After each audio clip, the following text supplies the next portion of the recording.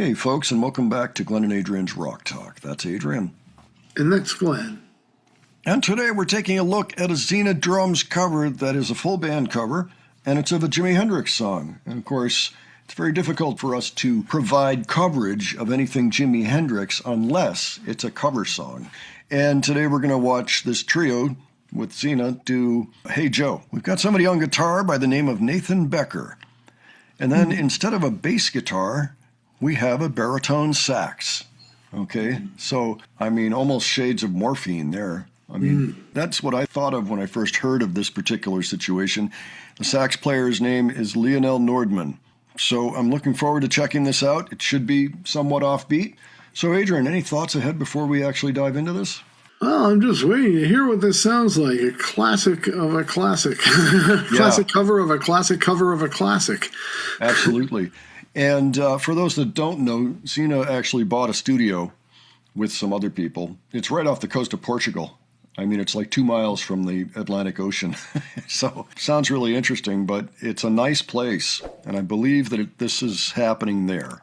So if you take a look around. All right, let's check this out. We'll talk about it afterwards. All righty.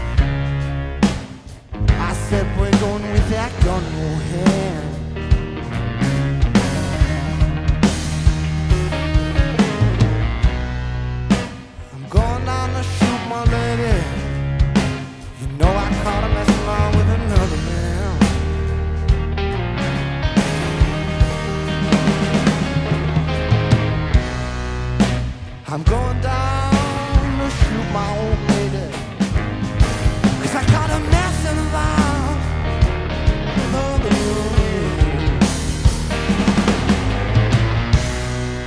Hey Joe, well I heard you shot your lady down, shot her down.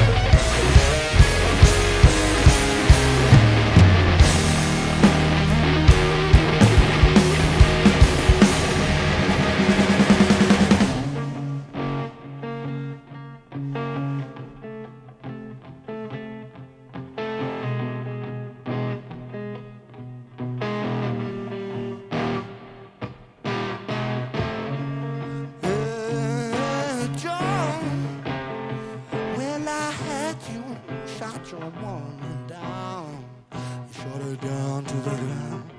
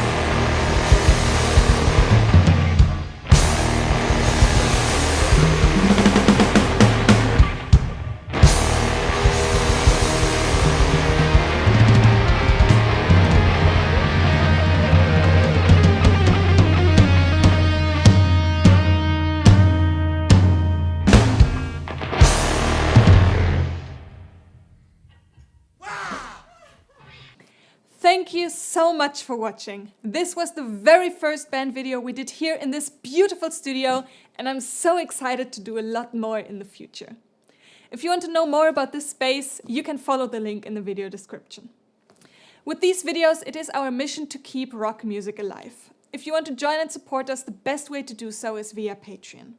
Thank you very much to all my patrons and YouTube channel members for making all of this possible. And of course, a huge thanks to Nathan and Leonel for joining this session. If you like what you heard, make sure to check out their band Magic Bullet. There's a link in the video description. See you next time. All right. Well, I have a lot of commentary on that, but why don't you start, Adrian? I got a lot too. Nice add to the song, first of all. Yeah, I would agree with that. That was really something. I thought it sounded great. Yeah, I mean, there's, again, I'm just going to launch right in.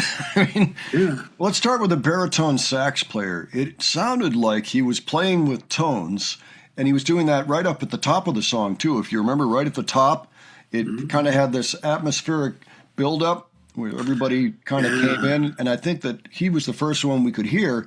And we weren't hearing standard baritone sax tones. We were hearing little harmonics up on top.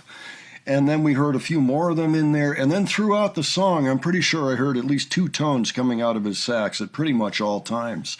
And so it almost had that sound of like a pipe organ or a calliope or a harmonium or, you know, like a harmonica almost, you know, but on a much lower scale. Yeah, hearing that in sax, it was I thought it kind of gave a George Harrison vibe, kind of with the saxophone. You think of the song like Good Morning from Sgt. Pepper, for example. You know, there's saxophones in that. That's a very George Harrison song. Yeah, you know, you're right. That's good insight there. Really enjoyed the guitar player as well. He was great, but, you know, I was watching him and realizing that I believe that this month, May, Sina is going to turn 27. That's my belief. I don't remember the date, but I believe it's in May that she has her birthday. So, of course, Jimi Hendrix passed away when he was 27. The guy that did the guitar, he kind of looked like he was about 27 and a devotee of Hendrix. Yeah, I'm sure, among other guitar players. You know, but I mean, he had the Paisley thing going on, and it just seemed like he was well familiar with Jimmy's style and enjoyed and appreciated some of it. Now, the only thing I would say is that middle part, I was dying to jam with them on that. They need keyboards. They need either a piano player or an organ, just for that part, especially with a Hammond organ. You know, think Stevie Winwood on like Voodoo Child or something. Yeah. You know, and you could have really ripped that thing open and exploded people's heads right off. I mean, I'm sure that the song did that anyway. I mean, there was some of that anyway. You could feel the tension build up, you know, as they went along. Oh, and Sina, of course, you know, she was right there. She sounded a lot like Mitch Mitchell in there. Yeah. You know, along with her own touch, essentially. But, yeah, and I loved what she was doing. I mean, all three of them, bang-up job on what you did there. And working together, you could tell that it was collaborative and that you were paying attention to each other during the jam there. You were all watching each other like hawks and listening carefully, and that came through. That shone through. We could hear it in the final result there. The guitar plays a great Hendrix. Yeah. As opposed to Hendrix playing a great guitar, the guitar played a great Hendrix. Yeah. It does a very good impression of Mitch Mitchell. Yeah. On the drums. Absolutely. So one more mind-blowing thought for you. Jimmy died 56 years ago. That means that he's been dead more than twice as long as he was alive.